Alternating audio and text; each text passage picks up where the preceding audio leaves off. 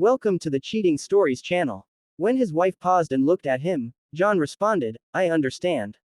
John realized he'd been saying, I understand, quite a lot lately and was exhausted from repeating those words. He wondered how he and Diana, his wife, had even reached this point. They had been married for over 22 years and had two wonderful children in college. They lived in a beautiful old house that Diana had inherited from her grandmother. Together, they had updated the house, adding a pool and a detached garage. The house now featured an open-concept floor plan and a beautifully renovated kitchen, and John was proud of it, thinking it could compete with anything on TV.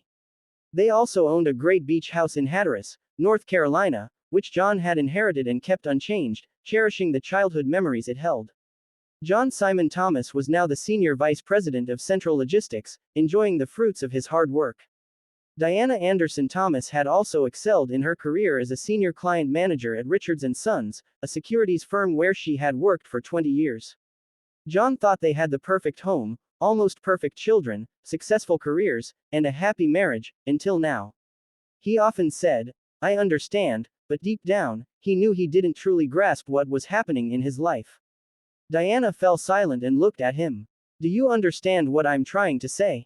She asked. I understand, John replied, hoping she hadn't noticed the tally he'd made on the sheet of paper in front of him. He glanced at the paper, 32 marks in the past 2 days. He had said, I understand, to his wife 32 times. It was time to end these debates. Diana finally spoke, so, we agreed that I'm going to step outside our marriage just once to experience this. She stopped when she saw John shaking his head.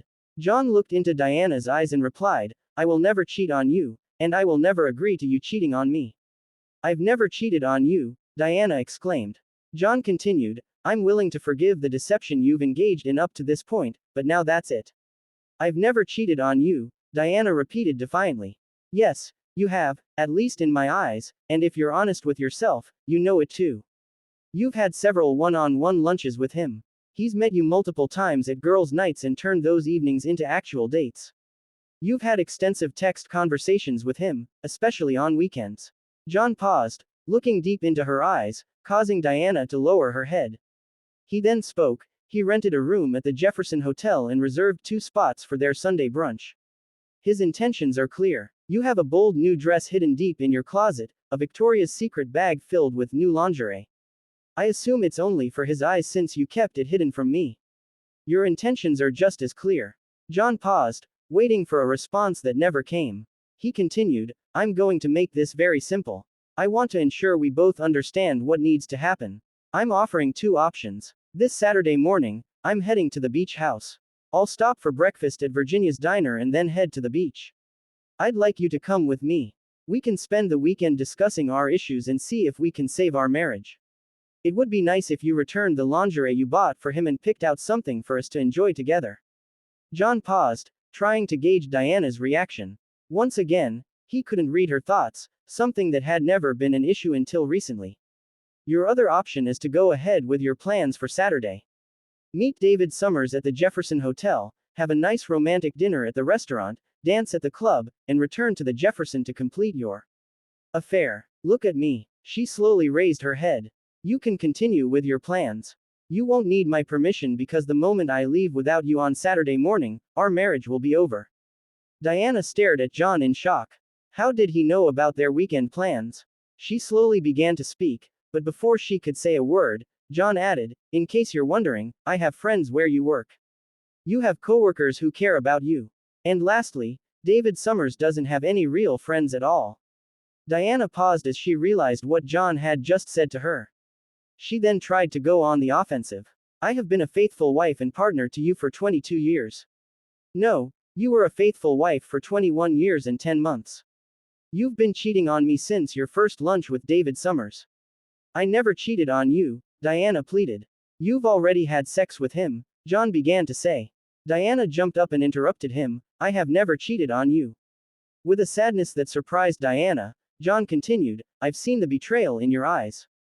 The eyes that were always locked on mine when we made love, the eyes that now close, the face that turns away from my gaze in bed. How many times were you with him in your mind while we were making love? John laughed sadly. We used to fantasize about a threesome with another woman or another man. I guess you've already brought that fantasy to life. For the past few months, our bed has been overcrowded. I won't talk about this anymore. Do you understand? Diana realized that things were not going as she had planned. She tried to regain control. John, we have a wonderful marriage. I value our relationship and your love more than anything in the world. We've raised two amazing children together. We have great careers, and if we stay on course, we can retire early and truly enjoy life and each other. I have been faithful to you and am ready to be by your side as a loving wife for the rest of our days. I'll give you the rest of my life. I just need one day for myself and one night for him. John quickly replied, Diana. She lowered her eyes, shook her head, then looked at John. I could have just gone behind your back. I could have lied to you, but I wanted to be open and honest with you. I thought that after all these years, you would understand. John responded just as quickly, I understand. And as for lying and going behind my back, that's exactly what you've been doing for the past few months. You've been going on dates with him under the guise of girls' nights. You've had intimate lunches with him, holding hands and allowing his hands to wander over your body, access that should only belong to me. And worst of all, you've brought him into our bedroom, replacing me with thoughts of him. You've allowed him to intrude on our time with hundreds of messages, not to mention sexting. Diana, I know everything. And how I found out doesn't matter. What matters is that you understand what I'm saying. Do you understand? Diana just stared at him with eyes that he no longer recognized. He sighed quietly, realizing that she didn't grasp what he was trying to convey. John stood up and left the room. He went to their bedroom, brushed his teeth, and tried to sleep, but he knew it would be difficult to fall asleep that night. Diana sat still for a few minutes. Finally, she moved to the couch, picked up her phone, and called her friend Janice. When Janice answered, Diana said, John knows everything. He knows about David and our plans for this weekend. Janice replied, that doesn't sound good. Please tell me you're going to cancel it.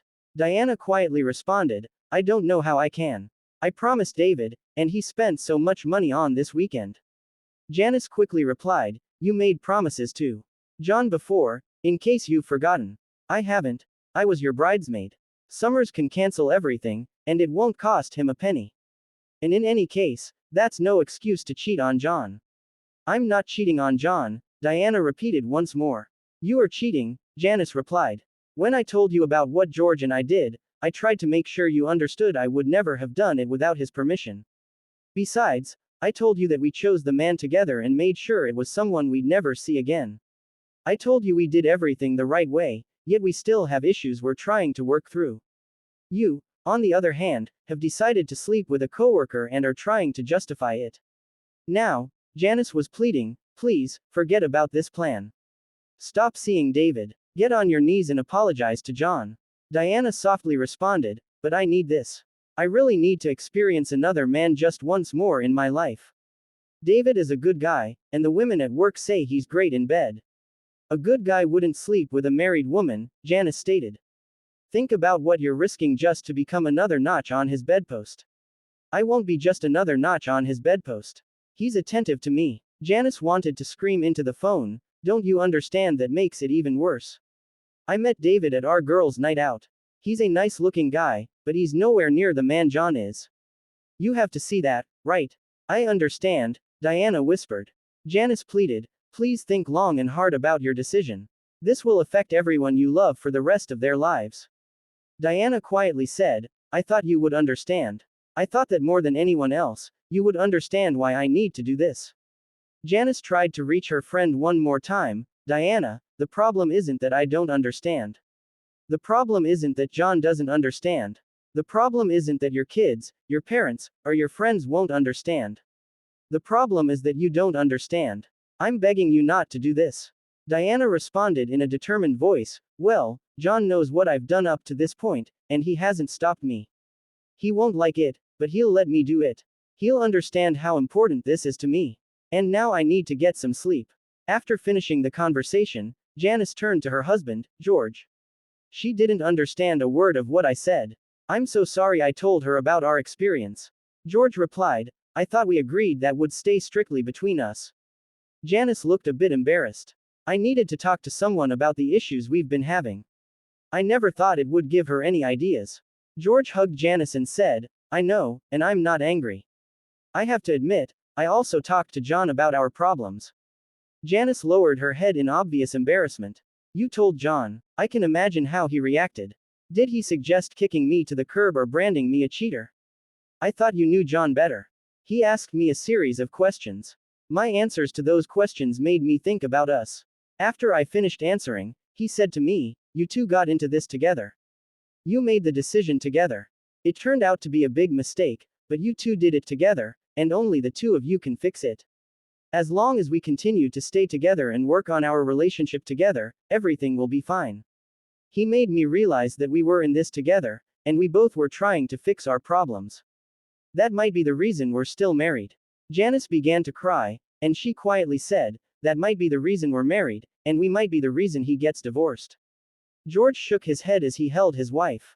Don't blame yourself if they split up. John is right. If they don't work through this together, they won't stand a chance. Diana slipped into bed and realized that John was still awake. He had turned his back to her, and they both moved to opposite edges of the bed. There were only 2 feet between them, but the distance felt like miles. They got up when the alarm went off and went about their morning routines without saying a word to each other. After Diana left for work, John took a moment to relax and reviewed the list he held in his hands. He had taken today and Monday off from work. John went through every room in the house, photographing each room and its contents. He cataloged the contents of each room and marked the items he wanted to keep. He downloaded all their wedding and family photos from the cloud onto a flash drive. He left their wedding album on the coffee table, unable to bring himself to open it. The apartments he had looked at were nice, but he knew he would miss this house. He would keep all the wonderful memories, but he would miss being here. He would miss the woman he couldn't stop loving and the life they had built together in this home. John then went to meet with Sandra Lewis, who had come highly recommended.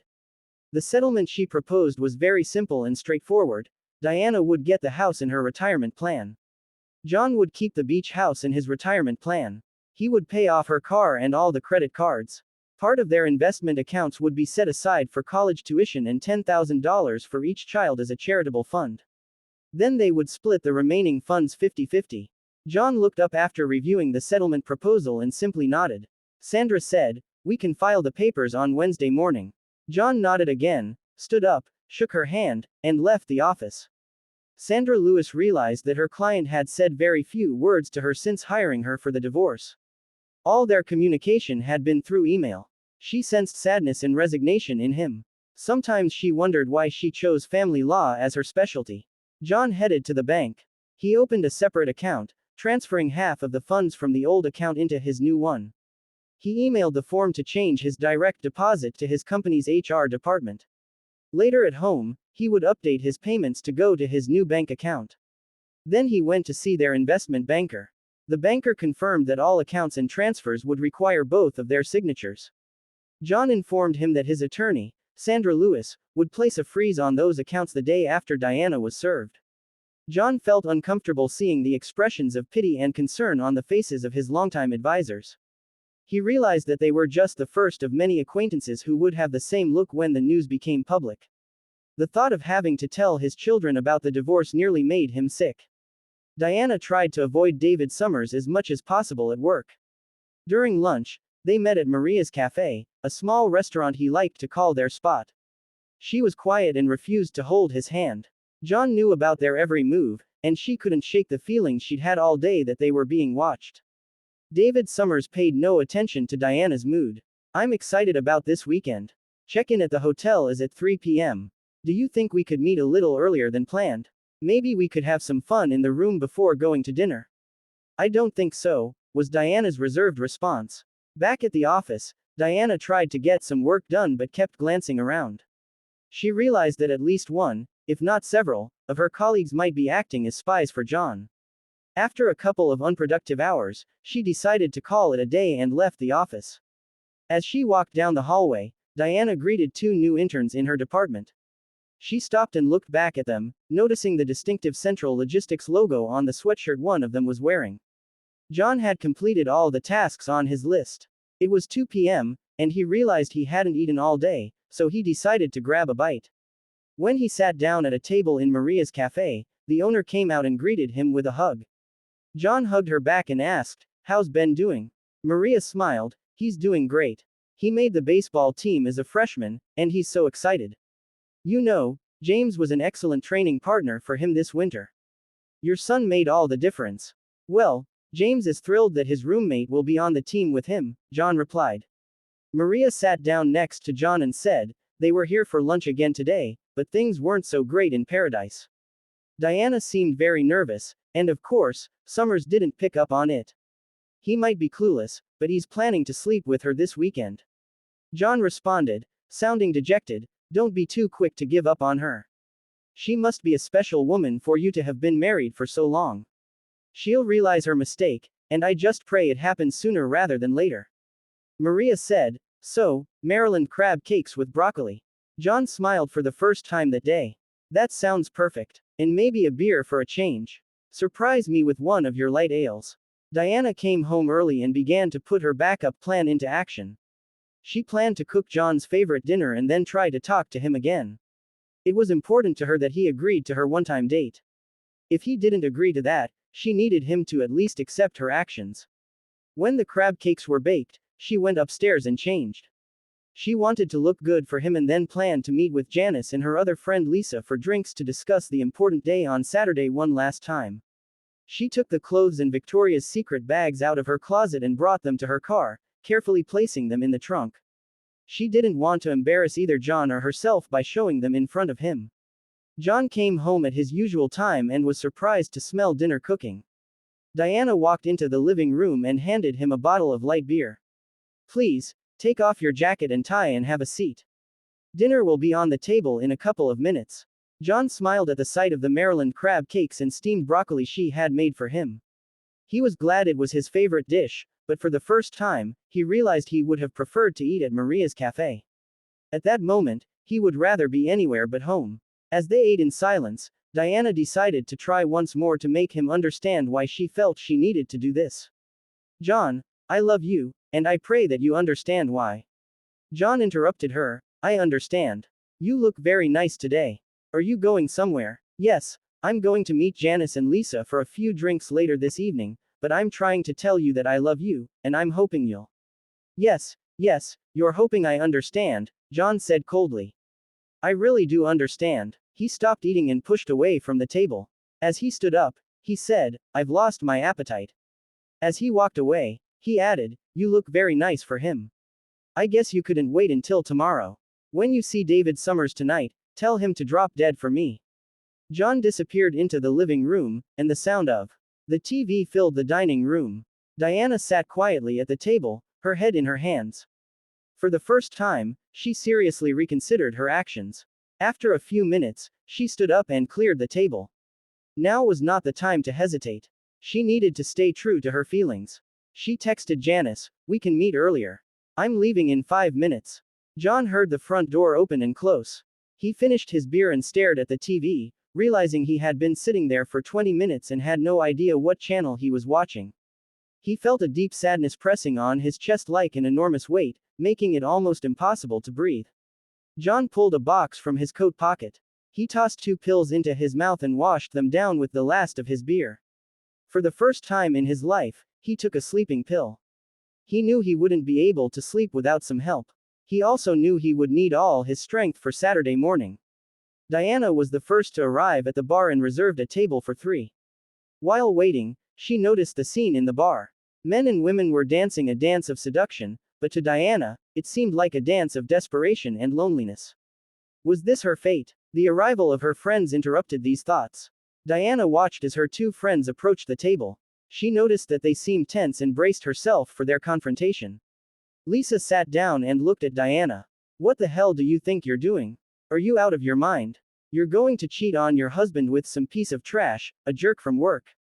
Are you going through menopause, or did you start taking drugs, or did you fall and hit your head? This is the dumbest thing I've ever heard from anyone, and I used to think you were one of the smartest people I knew. If you go through with this, you must be the dumbest fool I've ever met." Diana simply replied to her friend, "And a good evening to you too, Lisa." "Yes, I'm doing fine, and how about you?" Lisa just stared at her. Diana could see the anger and pain in her eyes. Diana turned to Janice. Your turn. Janice shook her head. You know how I feel about this little adventure of yours. I would say more, but I'm afraid I can't be as polite as Lisa. Diana smiled sadly. You think you could curse better than Lisa? Janice replied without a smile. Well, no one can swear better than Lisa, but she missed the words fool, cheater, adulteress, idiot, and perhaps the worst, disappointment of all. But there's one thing I really need to say to you. I think you're about to make the biggest mistake of your life, but I love you, and we'll be here to help you no matter what you do. Lisa just shook her head. Damn, damn, damn. What you're planning to do is so wrong and so stupid, but I'll be here for you too. Just so you know, I'll be saying, I told you so, over and over again. Diana hugged her friends. Thank you for your love. I know you can't support what I'm doing, but it's wonderful to know that I can count on both of you afterward. You both know that I don't do anything halfway. I've made a commitment, and now I need to see it through to its natural conclusion. Lisa gently pleaded, Diana, there's nothing natural about cheating, and committing to infidelity is the opposite of what commitment truly means. Diana sat quietly for a few minutes, then stood up and said, I need to finish my preparations for tomorrow. I'll bring a bottle of wine. Please stay and have a drink for me. Diana completed her errands and drove up to the dark house. She gathered her thoughts and then sent Janice a long text message. She knew Janice was angry with her but also knew that her friend would help her. She opened the trunk of her car and realized she couldn't leave her purchases in the car overnight as they would be too cold to wear in the morning. She hid them in the closet in the downstairs hallway. After that, she slipped into bed next to John and tried to sleep. Sleep didn't come to Diana that night. Finally, at 3 a.m., she got out of bed and went downstairs. She saw the wedding album on the coffee table and thought that if John could look at it, then so could she. After going through 2 pages, she closed the album and began to cry. She had to make him understand. At 5 a.m., she gave up on the idea of sleep and went to the bathroom to take a shower. After her shower, she put on some lingerie from Victoria's Secret and then opened the garment bag to put on the beautiful outfit inside. She pulled out the suitcase she had packed earlier and took it to the car. Then she placed the Victoria's Secret bag next to the suitcase. She went to the kitchen and wrote a short note to John, smirking to herself as she realized she was leaving him a Dear John letter. She placed the note on the coffee maker, turned off the light, and walked to the car, determined to finish what she had started. John woke up and looked at the clock. It was 6:15, and when he turned over, he realized he was alone in bed. The thought crossed his mind that she hadn't waited until tonight. He had pushed her toward David Summers. He imagined her lying in David Summers' bed, and the image struck him to the core. For the first time, he questioned himself. Should he have just allowed her one night to experience another man? She had promised to belong only to him after that one night. Had he lost the love of his life because of his ego and pride? Reflecting on his predicament, John realized that he could never love her again if she went to David Summers. He had lived with her putting their children first because that's what a mother should do, but he could never live with her putting another man above her husband. In 22 years, they had both earned each other's respect and loyalty. She expected nothing less, and he would accept nothing less. He hoped she was still at home, maybe sleeping in one of the other bedrooms. John checked all the bedrooms but found no signs that she had returned home that night. Entering the kitchen, he saw a note on the coffee maker. He opened it and read the short message, "Please understand." That was all she had written. Collapsing back onto one of the kitchen chairs, John began to cry. He had feared this moment, but deep down, he still expected that she would stay, forget this crazy idea, and remain his wife. After making coffee, he went upstairs. He quickly showered and dressed, then stuffed a duffel bag with some clothes and headed back downstairs. John filled his thermos with coffee and walked toward the front door, taking one last long look at the house that had been his home. He turned off the lights and closed the door. The cold morning air hit his face as he descended the steps. He had forgotten to start the car but thought the cold might help wake him up and perhaps shake him out of the numbness he was feeling.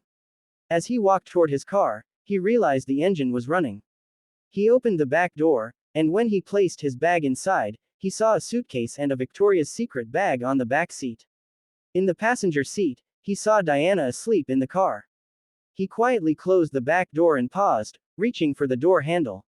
Tears of joy filled his eyes at the sight of his wife, his love. Now he knew they had a chance. John took a deep breath and opened the car door. As he got into the car, Diana stirred and looked at John. "Good morning," she whispered softly, rubbing her eyes. "Good morning," John replied. After a short pause, he asked, "How long have you been here?" Diana looked at the clock and replied, "About 2 hours. I couldn't sleep, and then I got worried that you'd leave without me, so I decided to wait in the car. I filled up the tank and bought us a dozen Krispy Kreme donuts for the road." John opened the box of donuts and said, "There are only 7 donuts here." Diana, now fully awake, replied, "A dozen was for the both of us, and I've already eaten my share." Smiling, John grabbed one of the donuts and let it melt in his mouth. "This should hold me over until we have breakfast at Virginia's diner. How about their country ham and biscuits with gravy?" Diana shook her head. "I'm not dressed to go to Virginia's diner."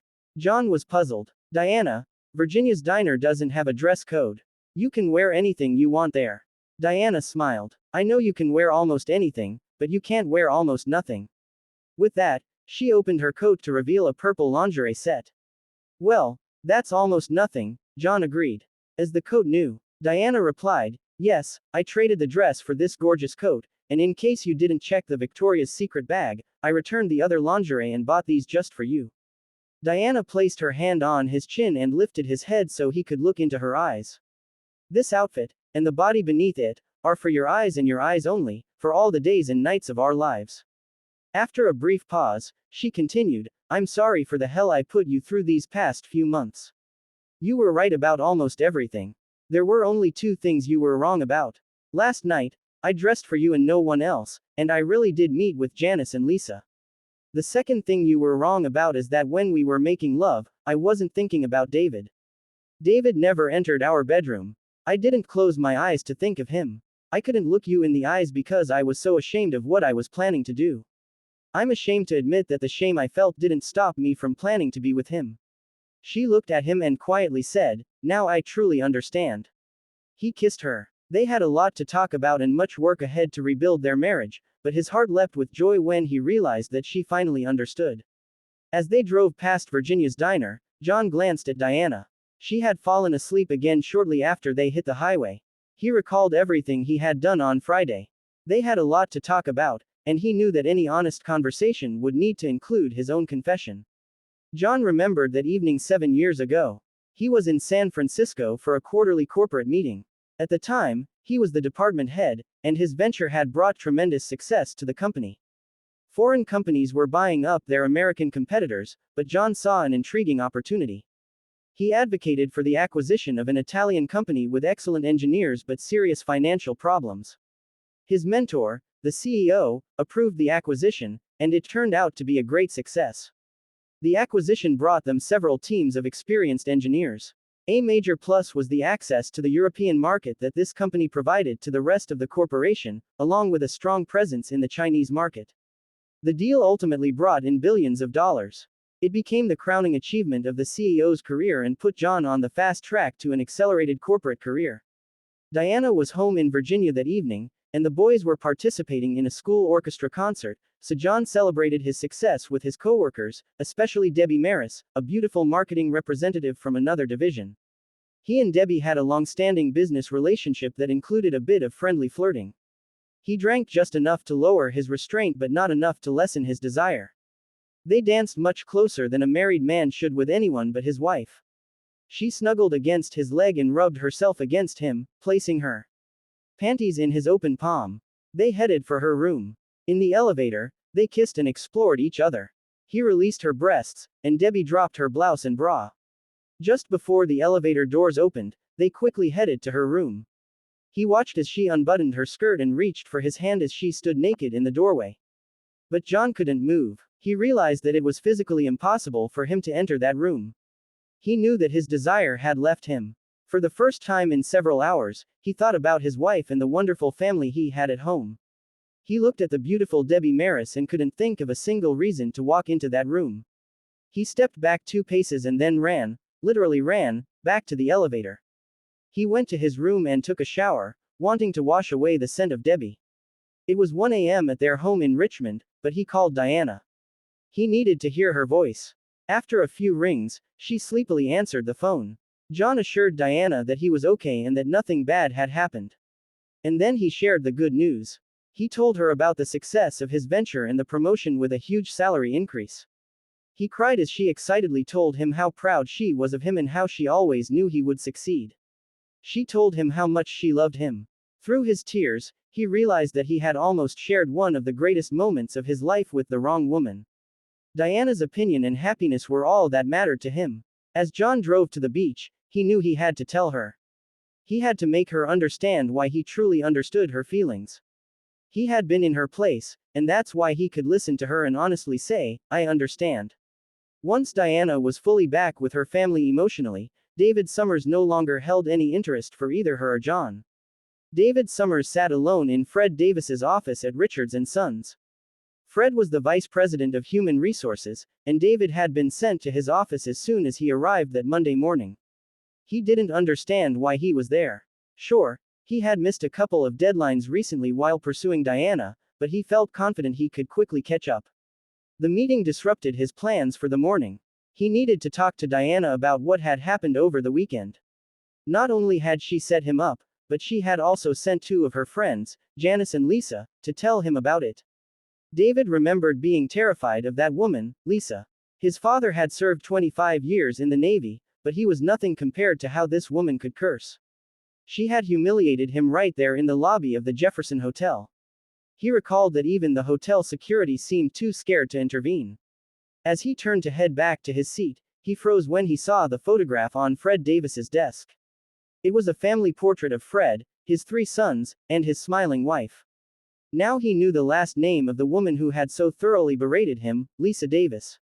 Now he understood why he was here. Thank you for listening until the end. See you in the next episode of Cheating Stories. Take care of yourself and your loved ones. Goodbye.